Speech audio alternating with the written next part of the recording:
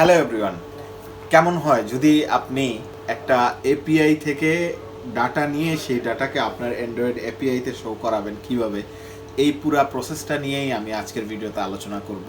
So দেরি না করে চলুন শুরু করি আমাদের প্রোগ্রামিং। এপিআই থেকে যেভাবে আমরা ডাটা নিব, প্রথমেই এপিআই থেকে ডাটা নেওয়ার জন্য আমাদের একটা এপিআই লাগবে। তো এপিআই এরকম হয়ে থাকে, এরকম একটা লিঙ্ক থাকে, এরকম ডাটা আসে আমাদের কাছে। সো আমরা আজকে এই রেস্টফুল এপিআই ডট ডেভ এই ওয়েবসাইট থেকে এই সিঙ্গেল অবজেক্টটা গেট করব এবং সেটাকে আমাদের মোবাইল অ্যাপ্লিকেশনের মধ্যে দেখানোর। সো এর জন্য প্রথমেই আমি আগে থেকে কিছু কাজ করে নিয়েছি, আপনাদেরকে সেগুলো দেখিয়ে দিচ্ছি, সেগুলো আপনারাও দেখে দেখে করে নেবেন। তারপরে যে আমরা কিভাবে নেটওয়ার্ককে কল করি সেই ব্যাপারটা আপনাদেরকে দেখাবো। তো চলুন শুরু করি। এখানে দেখুন, এখানে আমি অ্যান্ড্রয়েড ম্যানিফেস্টে প্রথমেই আপনার যে কাজটা হবে সেটা হচ্ছে এই ইউজেস পারমিশনটা যেটা আছে, এই পারমিশনটা নিয়ে নেবেন। এই পারমিশনটা ম্যানিফেস্ট ফাইলে, এই যে ম্যানিফেস্ট ফাইলটা আছে, ফাইলটাতে গিয়ে প্রথমেই হচ্ছে আপনি এই পারমিশনটা নিয়ে নেবেন। তারপরে সেকেন্ড যে কাজটা হচ্ছে সেটা হচ্ছে এই যে লাইব্রেরিটা আছে, এই যে লাইব্রেরি, ভলি লাইব্রেরি, যেটার মাধ্যমে আমরা নেটওয়ার্ককে কল করব। সো এই লাইব্রেরিটা আপনারা অ্যাড করে দিবেন। 2 নম্বরে হচ্ছে তারপরে সিঙ্ক করে নেবেন। এই দুইটার কাজ শেষ, এখানে আসবেন। এখানে আমি কি করেছি, একটা টেক্সট ভিউ নিয়েছি। টেক্সট ভিউ এর সাথে হচ্ছে আমি একটা বাটন নিয়েছি, গেট ডাটা বাটন, যেটাতে আমি ক্লিক করলে ডাটা দেখাবে, এবং আরেকটা বাটন নিয়েছি যেটা হচ্ছে রিসেট বাটন। সো এই reset button, get data button and text view button, এই বাটনগুলা ডিজাইন করা, এক্সএমএল ডিজাইন করার পরে আমাদের কাজ শেষ এখানে। তারপরে আমরা চলে আসবো মেইন অ্যাক্টিভিটিতে। মেইন অ্যাক্টিভিটিতে আসার পরে প্রথমেই আমি কি করেছি, এই যে দুইটা বাটন নিয়েছিলাম, এই দুইটা বাটনের অবজেক্ট এখানে নিয়েছি, একটা টেক্সট ভিউ নিয়েছি। তারপরে হচ্ছে আমরা এই টেক্সট বাটনগুলাকে এবং টেক্সট ভিউটাকে ফাইন করেছি। ঠিক আছে? এই ফাইন করার পরে, এই ভিউজ গুলাকে ফাইন করার পরে হচ্ছে আমরা কি করেছি, সেইগুলোর মধ্যে ক্লিক লিসেনার লাগিয়েছি, যাতে হচ্ছে ক্লিক করলে যাতে কাজ করে। সো কি করেছি, এই গেট ডাটা থেকে সেট অন ক্লিক লিসেনার দিয়ে আমরা একটা ফাংশন কল করেছি, যেটা হচ্ছে গেট ডাটা। যখন এই বাটনে কেউ ক্লিক করবে তখন এই মেথডটি এক্সিকিউট হবে এবং আমাদেরকে আমাদের ডাটা দিবে। এবং আরেকটি বাটন যেটা হচ্ছে রিসেট বাটন, যেটাতে ক্লিক করলে হচ্ছে এই টেক্সট ভিউ এর যে রেজাল্ট আছে, এই যে টেক্সট ভিউ এর এই রেজাল্টের মধ্যে লেখাগুলা মুছে যাবে। That's it. এই সিম্পল প্রসেসটা আপনারা দেখে দেখে কোড করে নেবেন। এরপরে হচ্ছে আমরা আসল কাজের মধ্যে ঢুকবো। সো এখন আমরা একটা ফাংশনের মধ্যে চলে আসছি, যেটার নাম হচ্ছে গেট ডাটা। সো আমরা এখন কি করব, এখন প্রথমেই আমরা যেটা করব, আমরা একটা ইউআরএল নেব। সো আমি প্রথমেই একটা ইউআরএল নিয়ে নিচ্ছি, স্ট্রিং ইউআরএল নিলাম, তারপরে হচ্ছে ইকুয়াল দিলাম। এখন আমরা কি করব, এইখানে এই ইয়ার ভিতরে আমরা হচ্ছে ইউআরএলটা বসাবো। সো আমরা ইউআরএলটা নিয়ে আসি, ওই ওয়েবসাইট থেকে ইউআরএলটা নিয়ে আসলাম। নিয়ে আসার পরে আমি এখানে এটাকে পেস্ট করে দিলাম। ঠিক আছে? সো আমাদের ইউআরএল হয়ে গেল। এখন আমরা কি করব, আমরা হচ্ছে এপিআই কল করব। তো আমি এখানে গ্লোবালি একটা রিকোয়েস্ট কিউ তৈরি করতেছি। এই যে রিকোয়েস্ট কিউ তৈরি করলাম, রিকোয়েস্ট কিউ, আমরা এখন রিকোয়েস্ট কিউটাকে সেটাকে কি করব, ইনিশিয়ালাইজ করে ফেলবো। এখন যেটা হচ্ছে, আমরা সেকেন্ড কাজ যেটা করব, রিকোয়েস্ট কিউ আমাদের হয়ে গেছে, এখন আমাদের লাগবে জেসন অবজেক্ট। সো আমরা জেসন অবজেক্ট কাকে বলে, অবশ্যই আপনারা এটা নিয়ে একটু স্টাডি করবেন। তারপর আমি ছোট্ট করে বলে দিই, জেসন হচ্ছে JavaScript object notation. JSON object request, okay. Then আমরা একটা জেসন অবজেক্ট নিয়ে কাজ করতেছি, যার জন্য আমরা লিখছি জেসন অবজেক্ট রিকোয়েস্ট। এখন Jason object request is equal to, আমরা কি করব, নিউ জেসন অবজেক্ট রিকোয়েস্ট। তারপরে হচ্ছে আমাদেরকে এখানে কিছু জিনিস দিতে হবে, যেমন হচ্ছে রিকোয়েস্ট ডট মেথড গেট।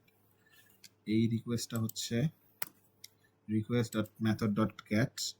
তারপরে হচ্ছে কমা, তারপরে ওই যে আমাদের ইউআরএলটা আছে না, ওই যে উপরে ইউআরএল, এই ইউআরএলটা দিতে হবে। তারপরে হচ্ছে আমরা বলে দিতে হবে যে আসলে এটা কি, এটা।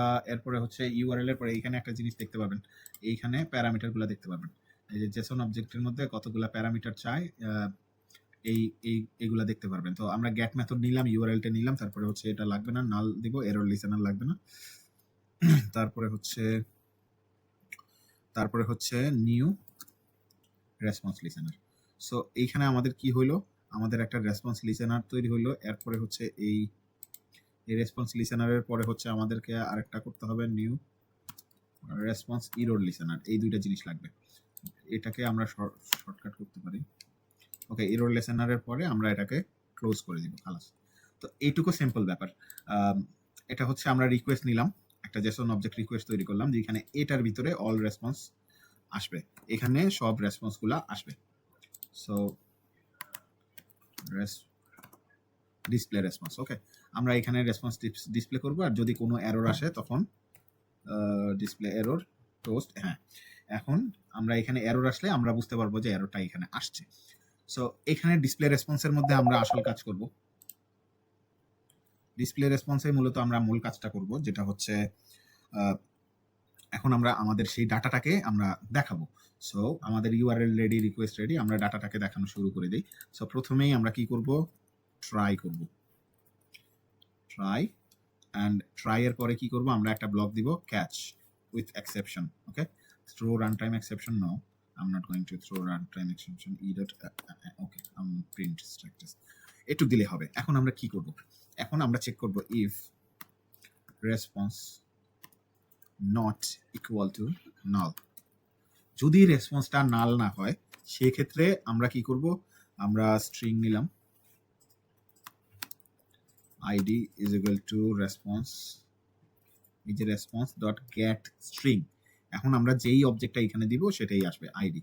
সো আমরা আইডি নিতে চাইলে আইডি। এখন আমরা চেক করি যে আমাদের এপিআইতে কি কি আছিল। সো আমাদের এপিআইতে আইডি আছিল, নেম আছিল, আমি দেখি একটা একটা করে। নেম আছিল, তারপরে হচ্ছে আমাদের এপিআইতে আইডি ছিল, নেম ছিল, ডাটা ছিল। আবার ডাটা কিন্তু আরেকটা অবজেক্ট। সো আমরা ওইভাবে করে নিতে হবে। সো প্রথমেই যেহেতু আমরা নেম পেয়ে গেছি, আইডি পেয়ে গেছি, এখন আমাদেরকে ডাটা নিয়ে কাজ করতে হবে। সো এইখানে আবার জেসন অবজেক্ট আসবে, ঠিক আছে। অবজেক্টের নাম কি থাকবে, ডাটা থাকবে, response dot gate Jason object থাকবে। তারপরে হচ্ছে আমরা হচ্ছে ইন্ট ইয়ার, আমরা আরেকটা ডাটা নেই হচ্ছে প্রাইস, তারপরে হচ্ছে স্ট্রিং নেই এইচটিডি। ওকে, আমাদের ডাটা নেওয়া মোটামুটি শেষ। এখন আমরা এই ডাটাগুলোকে কি করব, পপুলেট করব, আমরা ডিসপ্লে করাবো। তো ডিসপ্লে করার জন্য আমরা এইভাবে করে এখানে আরেকটা স্ট্রিং নিব আলাদা করে।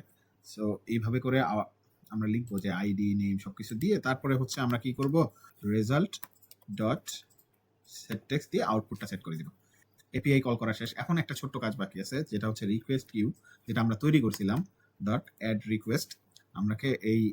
আমরা যে রিকোয়েস্টটা তৈরি করছি সেটা হচ্ছে এই রিকোয়েস্টটা অ্যাড করে দিতে হবে। এই ছিল মোটামুটি আমাদের কাজ।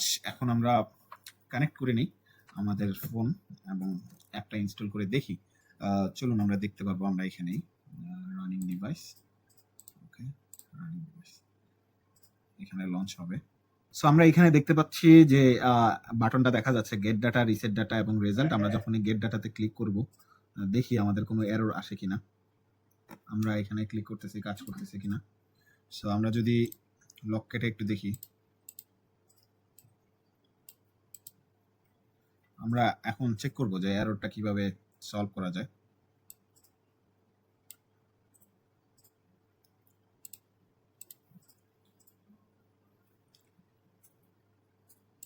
ওকে, আমাদের একটা এরর আসছে যেটা হচ্ছে no value for CPU. So আমরা CPU model price, okay. So আমরা অবজেক্টগুলো দেখেন এখানে নো ভ্যালু ফর সিপিইউ মানে হচ্ছে আমাদের জাভা জেসনের মধ্যে সমস্যা ছিল। সো আমরা চেক করি, আমরা এখানে আবার ওই এপিআইতে যা আমরা ওই যে সিপিইউ এর জায়গায় এটা থাকবে সিপিইউ মডেল, এবং হচ্ছে আর কি ছিল hard drive disk size. So ইয়ার জায়গায় ছিল, প্রাইস জায়গায় ছিল, জাস্ট শুধু এই দুইটা লেখা চেঞ্জ করতে হয়েছে। সো আমরা রিলোড করতেছি আবার অ্যাপটাকে। সো এখন যদি আমরা গেট ডাটা দিই, দেখেন আমাদের ডাটাটা কিন্তু চলে আসছে, ঠিক আছে। সো এখানে দেখেন আমাদের এই যে ব্রাউজারে, আমি একটু ছোট করে দেখাই, এই যে এপিআই কি, এখানে দেখেন আমরা এই ডাটাটা পাইছিলাম। সিঙ্গেল ডাটা কোথায়, এই যে সিঙ্গেল ডাটাতে দেখেন এই ডাটাগুলো পাইছিলাম, এবং সেটার আইডি নাম্বার, নেম, ইয়ার, কত প্রাইস, সিপিইউ, হার্ড ডিস্ক কত, পুরো ডিটেলসটা আবার আসছে। যখনই আমরা রিসেট বাটনে ক্লিক করতেছি আবার চলে যাচ্ছে, আবার যখন ডাটাটা ক্লিক করতেছি ডাটাটা আমাদের অ্যাপের মধ্যে শো করতেছে। সো এই ছিল simple step by step process. আশা করতেছি আপনারা পুরো ব্যাপারটা বুঝতে পারছেন, এবং যদি কোনো কোয়েশ্চেন থাকে অবশ্যই আমাকে জানাবেন, আমি চেষ্টা করব এটাকে আরো সহজ করার জন্য। দেখা হবে অন্য কোনো ভিডিওতে, তার আগ পর্যন্ত ভালো থাকবেন, আল্লাহ হাফিজ। Thank you so much for watching my video. এমন আরও সুন্দর ভিডিও দেখতে চাইলে অবশ্যই আমার ভিডিওটি শেয়ার করুন, আমার চ্যানেলটি ফলো করুন, এবং আর কি টপিকের উপরে আপনি ভিডিও দেখতে চান সেটা অবশ্যই কমেন্টে লিখে জানান। দেখা হবে পরবর্তী ভিডিওতে।